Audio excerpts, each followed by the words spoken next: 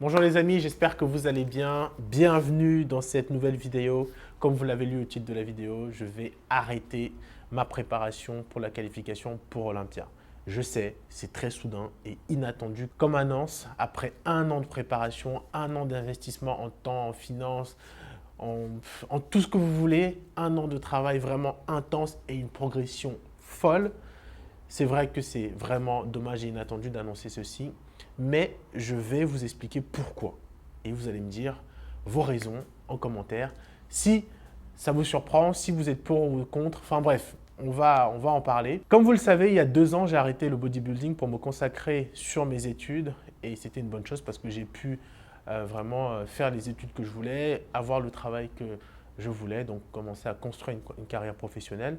Donc ça a été une bonne décision parce que vous le savez, le bodybuilding, c'est très chronophage, ça demande beaucoup de temps, beaucoup d'investissement et on ne peut pas être sur plusieurs terrains en même temps et être performant. Il faut choisir un sujet principal sur lequel on concentre son énergie pour être solide. En tout cas, moi, c'est comme ça que je fonctionne. Donc, j'ai repris la préparation il y a un an et demi et j'avais toujours cette ambition d'aller à Olympia.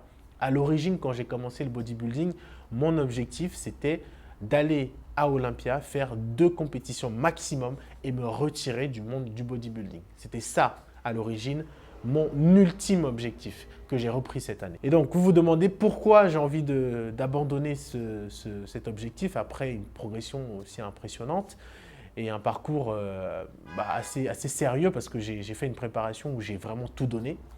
C'est très simple. Aujourd'hui, j'ai des projets professionnels, personnels, en plus de la préparation qui rentrent en conflit. Ce n'est pas possible de tout faire en même temps. Et je dois avouer que pendant cette année de préparation, j'ai vraiment beaucoup sacrifié mon temps, ma vie sociale, un petit peu aussi de ma vie pro parce que forcément, je mets tellement d'énergie dans l'entraînement que sur les d'autres sujets, je deviens quasiment absent.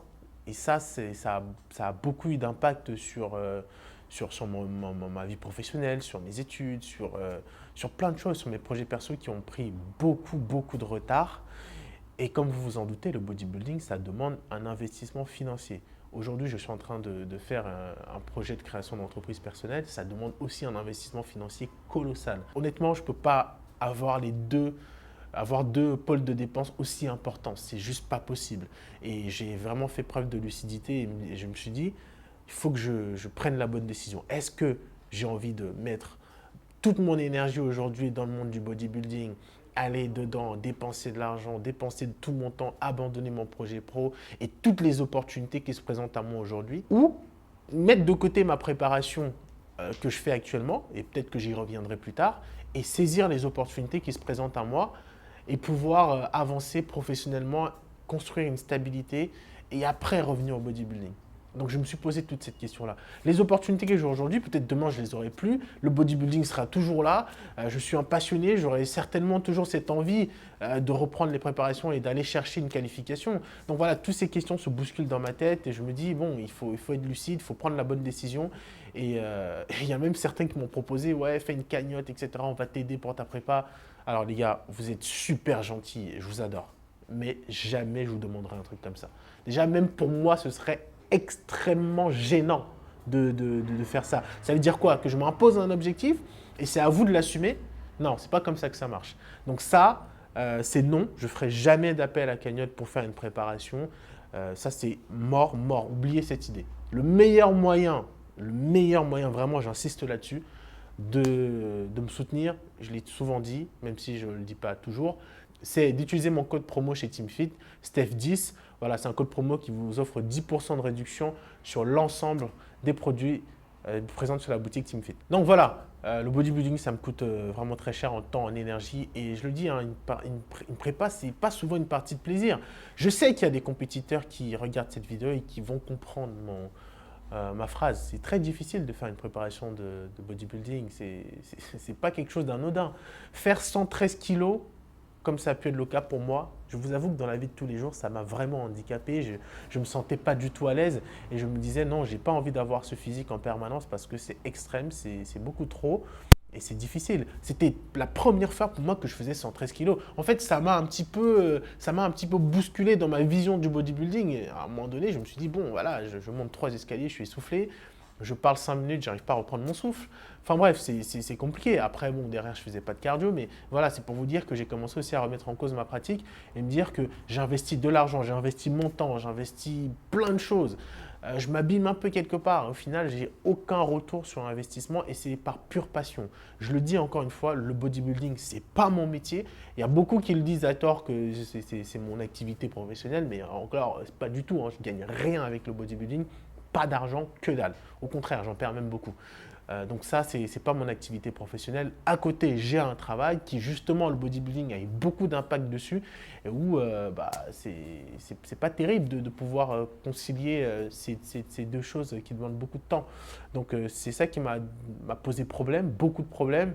Et je me suis dit, bon, qu'est-ce que je fais? Soit je me concentre sur mes projets pro, soit je continue le bodybuilding, sachant que le bodybuilding, derrière, honnêtement, entre nous, c'est par pure passion qu'on fait ça. C'est pas un projet pro que j'ai envisagé au départ. Comme vous le savez, je suis athlète NFC, donc suivi par Essan. On en a beaucoup parlé. Je lui ai expliqué ma décision. Il est toujours d'accord avec ce que je lui dis, avec la vision que je lui présente, à savoir que c'est avant tout moi qui va sur le terrain, qui monte sur scène et qui investit de son temps. Donc Essan, ça, il le comprend toujours très bien. Et donc là, il me soutient, il n'y a pas de problème. Pour lui, si j'ai envie d'arrêter, c'est compréhensible. Voilà, je sais que je fais cette vidéo, il n'y aura peut-être pas de retour en arrière. Mais vous savez, je suis un passionné. Je vais essayer de trouver une solution pour reprendre cette préparation et pouvoir revenir et sans pour autant me mettre dans le rouge. Parce que ça, c'est important. Depuis le début de cette préparation, j'ai toujours essayé d'être le plus honnête avec vous, de vous partager vraiment ce que je ressens et ce que je vis dans cette préparation, les bons moments, les moments un peu plus difficiles, les moments un peu plus compliqués personnellement, comme ça peut être le cas maintenant avec cette décision d'arrêter la préparation, parce que ça me déchire un peu. Je suis un gros passionné, j'ai envie d'aller à Olympia, j'ai envie de faire briller le bodybuilding français à l'étranger. Et je me dis que bon, c'est dommage, je vais devoir arrêter après tout ça. Donc, ce n'est pas une décision évidente. Donc, si je trouve une solution pour revenir dans la préparation, je le ferai. Un autre sujet important, c'est l'avenir de cette chaîne. Ne vous en faites pas, elle ne sera pas clôturée. Je continuerai à vous proposer du contenu en rapport avec la musculation et d'autres sujets. D'ailleurs, il y a un combat qui arrive avec Baki, ce combattant MMA Pro Fighter que vous connaissez sûrement, qui est juste un monstre dans son domaine. Bref, ça, on en parlera dans une autre vidéo.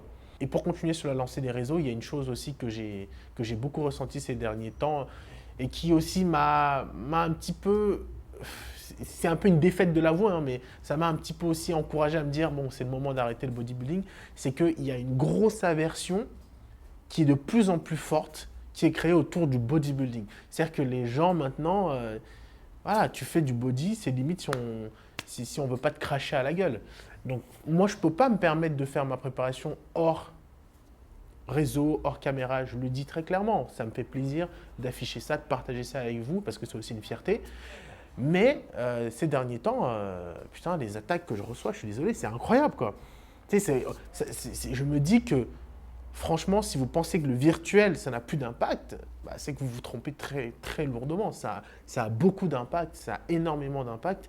Et voilà, j'ai reçu une grosse avalanche ces derniers temps. Donc je trouve que beaucoup de personnes ont diabolisé le bodybuilding, beaucoup de personnes ont sali beaucoup cette pratique et ça n'arrange pas le fait que quelqu'un comme moi puisse pratiquer et se poser ça.